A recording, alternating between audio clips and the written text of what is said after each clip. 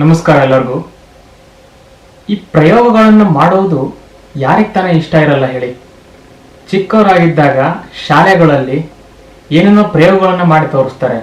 ಈ chemistry ಲ್ಯಾಬಲ್ಲಿ, physics ಲ್ಯಾಬಲ್ಲಿ ಹೋದರೆ ಏನೇನೋ ಬೆಂಕಿ ಹಚ್ಬಿಟ್ಟು ಏನೇನೋ ಕಲರ್ ಬರ್ಸೋದು, ಈ ಥರ ಪ್ರಯೋಗಗಳನ್ನು ನೋಡಿದಾಗ ನಮ್ಮ ಮನಸ್ಸಲ್ಲಿ ಒಂದೇ ಒಂದು ಪ್ರಶ್ನೆ ಮೂಡ್ತಾ ಇರುತ್ತೆ. ಅದು ಏನು ಅಂತಂದರೆ, ನಾನು ಇದನ್ನು ಮಾಡಿದರೆ ಏನಾಗುತ್ತೆ, ನಾನು ಯಾಕೆ ಇದನ್ನು ಮಾಡಬಾರ್ದು, ಇದು ಯಾಕೆ ಹಿಂಗಾಗುತ್ತೆ, ಈ ಥರ ಸುಮಾರು ಕ್ವಶನ್ಸ್ಗಳು ನಮ್ಮ ಮನಸ್ಸಲ್ಲಿ ಬರ್ತಾ ಹೋಗುತ್ತೆ. ಪ್ರಯೋಗಗಳು ಅಂತಂದರೆ ಎಲ್ಲರಿಗೂ ಇಷ್ಟ. ನಾನು ಚಿಕ್ಕವನಿದ್ದಾಗ ಏನೇನೋ ಪ್ರಯೋಗ ಮಾಡ್ತಾ ಇದ್ದೆ. ನನ್ನ ಪ್ರಯೋಗಗಳು ಮೋಸ್ಟ್ಲಿ ಎಲ್ಲವನ್ನು ಸುಡೋದಾಗಿತ್ತು. ನಾನು ಫಾರ್ ಎಕ್ಸಾಂಪಲ್ ಪೆನ್ ಒಳಗೆ ಲೆಡ್ ಇರುತ್ತಲ್ಲ, ಅದನ್ನು ತಗೊಂಡೋಗಿ ಸುಟ್ಟು ನೋಡ್ತಾ ಇದ್ದೆ ಏನಾಗುತ್ತೆ ಅಂತ. ನನ್ನ ಹತ್ರ ಒಂದು ನಾಯಿ ಇತ್ತು. ಆ ನಾಯಿ ಬಾಲವನ್ನು ಕತ್ತರಿಸಿ ಅದನ್ನ ಸುಟ್ಟರೆ ಏನಾಗುತ್ತೆ ಅಂತ ನೋಡ್ತಾ ಇದ್ದೆ. ಹೀಗೆ ಒಬ್ಬೊಬ್ಬರಿಗೆ ಒಂದೊಂದು ಥರ ಪ್ರಯೋಗ ಮಾಡಿದರೆ ಏನಾಗುತ್ತೆ, ಇದು ಹ್ಯೂಮನ್ ಕ್ಯೂರಿಯಾಸಿಟಿ, ಏನಾಗುತ್ತೆ ಅಂತೇಳಿ ಎಲ್ಲರಿಗೂ ತಿಳ್ಕೋಬೇಕು ಅಂತ ಆಸೆ ಇರುತ್ತೆ.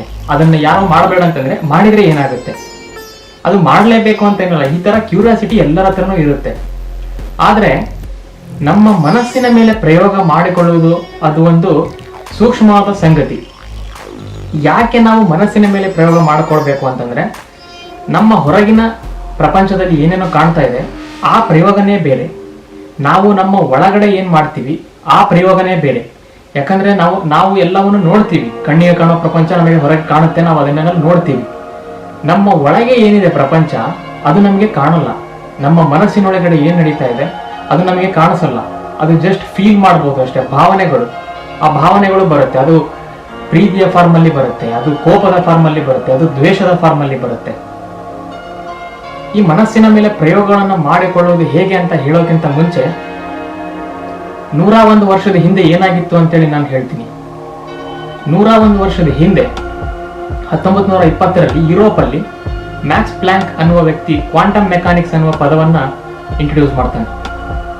ಈ ಕ್ವಾಂಟಮ್ ಫಿಸಿಕ್ಸ್ ಅಂದ್ರೆ ಏನು ನೀವೆಲ್ಲ ಕೇಳಿರ್ತೀರಿ, ಅಥವಾ ವಿಜ್ಞಾನದ ಸ್ಟೂಡೆಂಟ್ಸ್ಗಳಾಗಿದ್ದರೆ ಭೌತಶಾಸ್ತ್ರನ ನೀವು ಓದಿದ್ರೆ ಕ್ವಾಂಟಮ್ ಮೆಕ್ಯಾನಿಕ್ಸ್ ಅಥವಾ ಕ್ವಾಂಟಮ್ ಫಿಸಿಕ್ಸ್ ಅಂತ ಒಂದು ಭೌತಶಾಸ್ತ್ರದ ಒಂದು ಭಾಗ ಇದೆ. ಕ್ವಾಂಟಮ್ ಅಂತ ಮೀನಿಂಗ್ ಏನಂದ್ರೆ ಬಹಳ ಸಣ್ಣ ವಸ್ತುಗಳು, ಎನರ್ಜಿಯ ಪ್ಯಾಕೆಟ್ಗಳು ಈ ತರ ಕರಿತೀವಿ.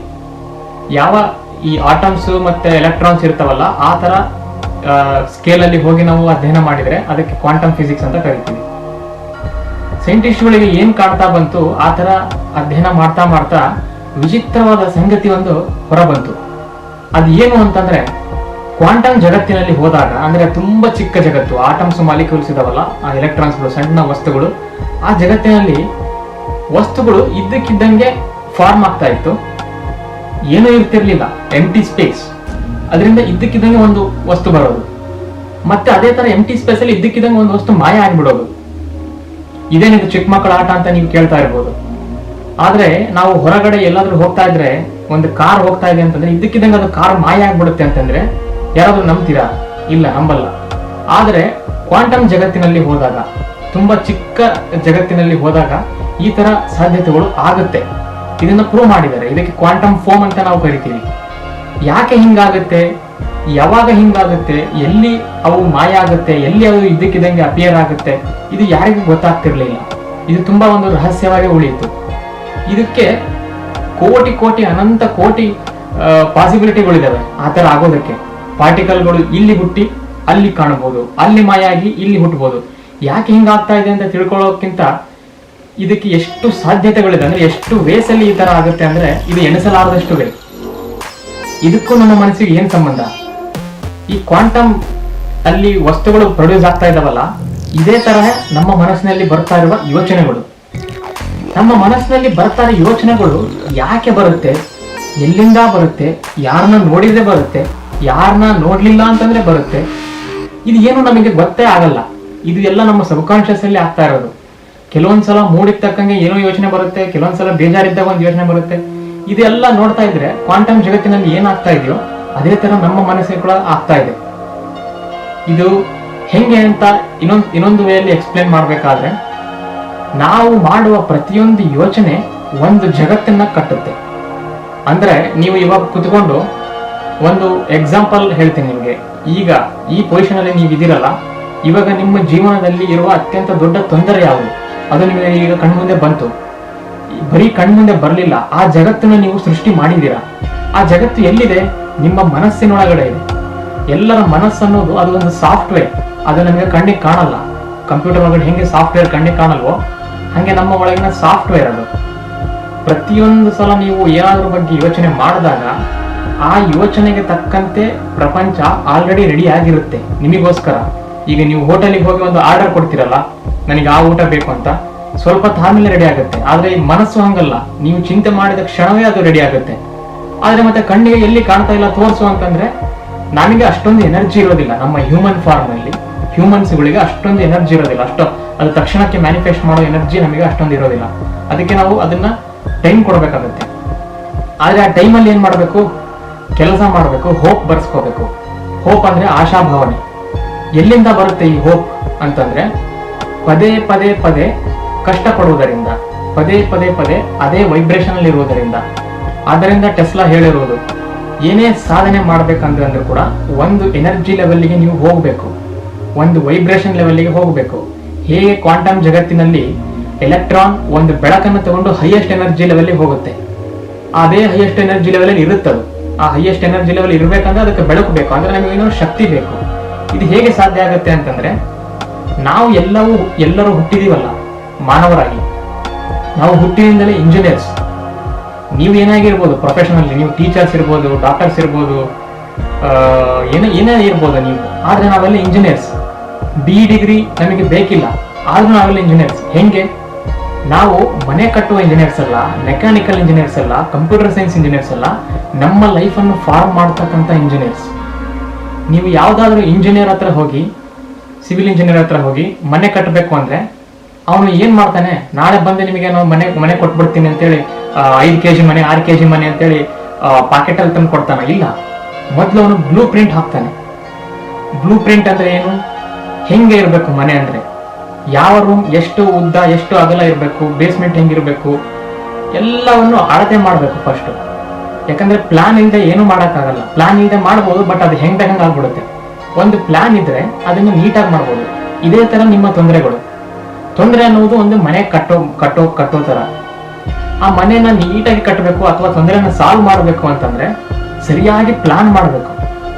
ಈಗ ಇಂಜಿನಿಯರ್ ಮನೆ ಕಟ್ಟಕ್ಕೆ ಒಂದು 8 ತಿಂಗಳು ತಗೊಳ್ತಾನೆ ಅಂತಂದ್ರೆ 4 ತಿಂಗಳು ಆಗಿರುತ್ತೆ. ಒಂದು ಗೋಡೆ 5 ಮೀಟರ್ ಕಟ್ಟಬೇಕು ಅಂತಂದ್ರೆ ಅವನು 4 ಮೀಟರ್ ಕಟ್ಬಿಟ್ಟು 5 ಮೀಟರ್ ಆಗಿಲ್ಲ 5 ಮೀಟರ್ ಆಗಿಲ್ಲ ಅಂತೇಳಿ ಕೊರಗ್ತಾ ಕೊಡ್ತಾನ? ಇಲ್ಲ.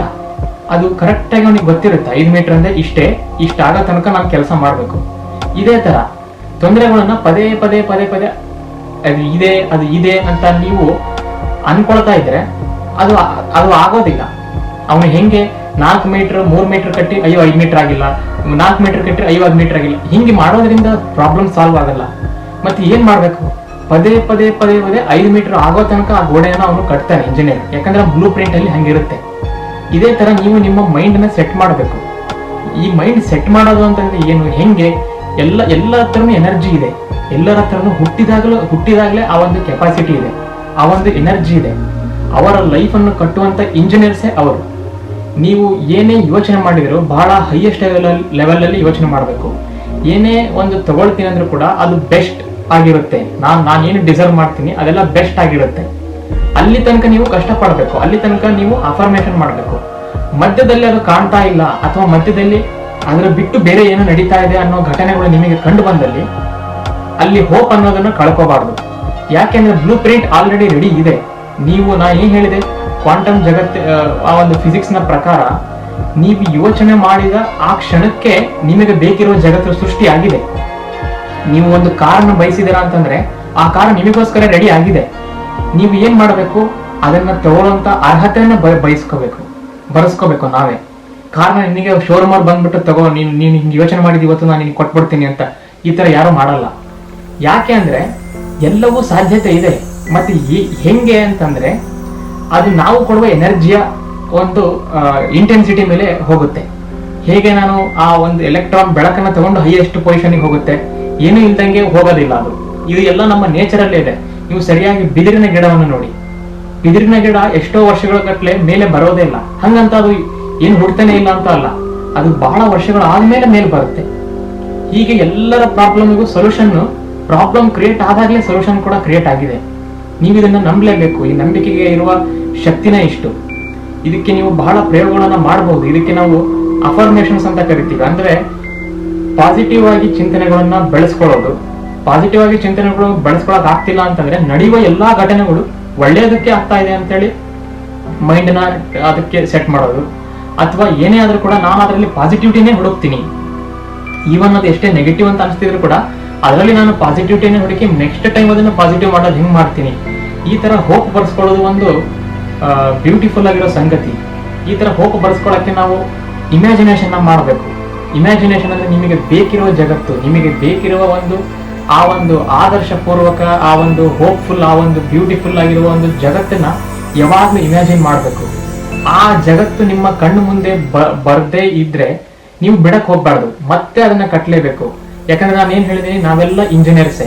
5 ಮೀಟರ್ ಗೋಡೆ ಅಂತಂದ್ರೆ 5 ಮೀಟರ್, ಅದು 4.99 ಆದ್ರೂ ಕೂಡ ಅದು ಅಲ್ಲ. ಆದ್ದರಿಂದ ಈ ಬ್ರಹ್ಮಾಂಡಕ್ಕೆ ಯಾರು ಇಷ್ಟ ಗೊತ್ತಾ? ಸ್ಟಬರ್ನ್. ಯಾರು ನಾನು ಬಿಡೋದಿಲ್ಲ, ಅದು ಆಗೋ ತನಕ ಬಿಡೋದಿಲ್ಲ ಅಂದ್ರೆ ಕೆಟ್ಟ ವೇಯಲ್ಲ, ನಾನು ಬಿಡೋದಿಲ್ಲ ನಿನ್ನ ಆ ತರ ಅಲ್ಲ. ಒಂದು ನಮ್ಮ ಶಕ್ತಿಯ ತಕ್ಕಂಗೆ ನಾವು ಏನ್ ಡಿಸರ್ವ್ ಮಾಡ್ತೀವೋ ಅದು ನನಗೆ ಸಿಗುತ್ತೆ ಅಂತ ಆ ಒಂದು ನಂಬಿಕೆ ಇದ್ರೆ ಒಳ್ಳೆಯ ರೀತಿಯಲ್ಲಿ, ಒಳ್ಳೆಯದು ಕೆಟ್ಟದ್ದು ಇಲ್ಲ ನನಗೆ ಗೊತ್ತಿದೆ, ಆದ್ರೆ ಮೆಜಾರಿಟಿ ಜನರಿಗೆ ಯಾವ್ದು ಒಳ್ಳೆಯದು, ಯಾವ್ದು ನಿಮ್ಮ ಹೆಲ್ತ್ ಅನ್ನ ಕಾಪಾಡುತ್ತೆ, ಯಾವ್ದು ಎನರ್ಜಿಯನ್ನ ಕಾಪಾಡುತ್ತೆ, ಯಾವ್ದು ಸೋಷಲ್, ಯಾವ್ದೋ ಒಂದು ಸಮಾಜದ ಸ್ಥಿತಿಯನ್ನ ಮಾಡುತ್ತೆ, ಅದನ್ನ ನಾವು ಒಳ್ಳೆಯದಂತ ಕನ್ಸಿಡರ್ ಮಾಡ್ತೀವಿ.